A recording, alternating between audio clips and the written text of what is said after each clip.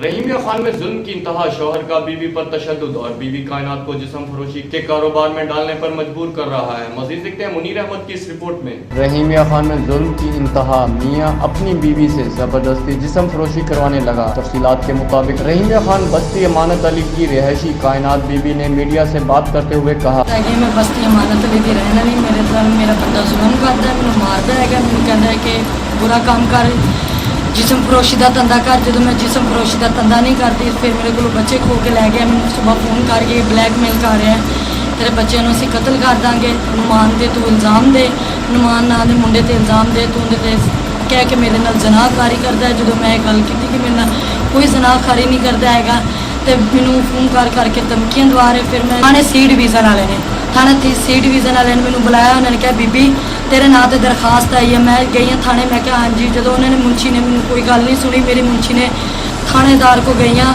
थानेदार ने SHO ने मैनू धक्के मार के थाने कढ़ दिता है। मेरे बच्चे भी मेरे को खो के लै गए है। मैं पार्लर से काम करती हाँ, 4000 रुपया मकान का किराया भी देनी हाँ। मेरे को सिर्फ मेरे 2 बच्चे, इन्हों के भैन भाई चाहते हैं कि ये उन्हें इल्ज़ाम ला के सानू पैसा लैके देवे। मैं एक काम नहीं कर सकती हैगी, मेरे को जिसम फरोशी का काम नहीं होंदा, तो ना मैं जिसम फरोशी का काम कर सकती हैगी हाँ। मैं अपनी मर्जी की शादी जरूर की सी, पर मैं ये नहीं सी कहा कि मेरे नाल इदा अगे जुल्म होवे। जे मेरे नाल जुल्म ही होना है कि मैं हर औरत की सुनी जाए ना, औरत नाल जुल्म तो ना किए जान। ये मेरे नाल जुल्म करते हैं, इनके भैन भाई आए ने मैनू मारते कुटते हैं, मेरे ते जुल्म करते हैं।